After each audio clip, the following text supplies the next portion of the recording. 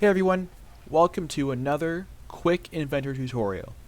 Today we're going to talk about how we can constrain a flat bearing to a piece of C-channel in using VEX parts in Inventor using assemblies. I already have these two parts pulled into my assembly, and I'm going to go ahead and ground this part so it doesn't move here.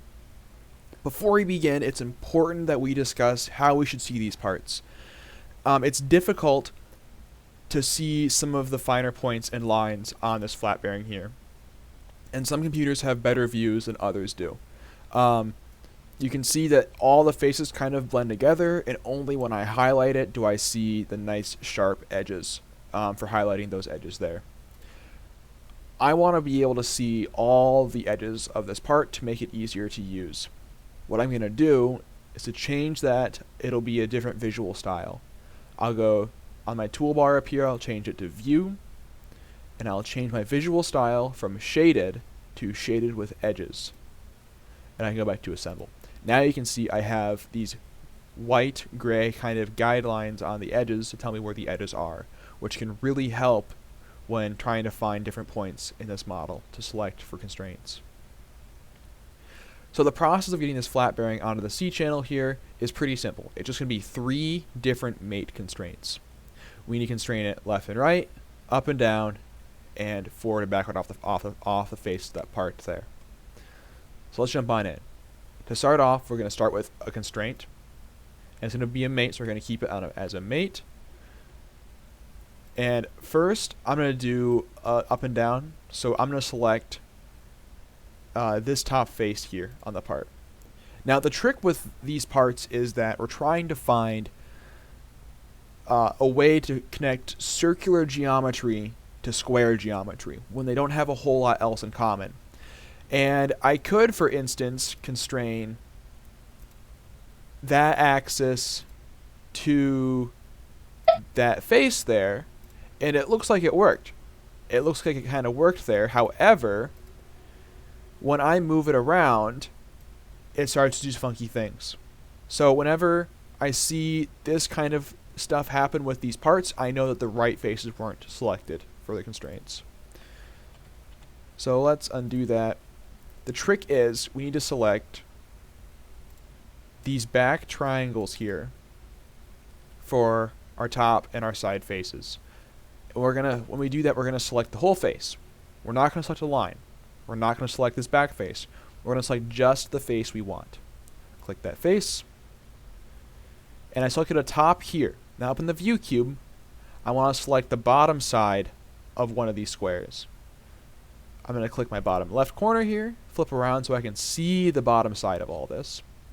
And I'm going to select the equivalent top side. Now remember, a mate constraint is like a peanut butter sandwich. If the mate is the peanut butter, what's our loaf of bread?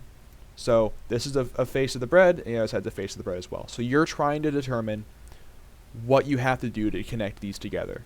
And remember, a mate takes 2 faces and places them facing each other. So I've got one constraint on there. Notice now, when I look at the front view here, it moves side to side, but it just no longer moves up and down. So we're good. We got 1 there, 1 out of 3. Let's constrain it side to side. I'm going to pull it off the face of the part here, just because I want a little bit of room to kind of see what I'm doing. Let's open up our constraint window. I want a mate constraint, and I'll grab one of these sides. Remember, grab the whole face. Zoom in if you need to see the whole face here. I'm not going to grab a line. I'm not going to grab the wrong face. I'm going to grab the whole face, and you'll notice that the icon by my mouse turns into that sort of cross with the arrow pointing out of it. Grab that whole face there. I'm going to flip around here. To do that, my view cube, I'll click that farthest away corner, click, and it flips me around. And then I can place this on the side where it needs to go. And I'll click apply, and I can close out of there.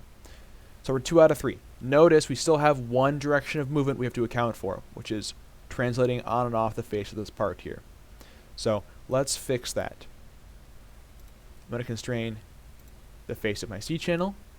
I can flip around on my view cube, and I'm going to constrain it to the face of this part. I'm not going to constrain it to this face.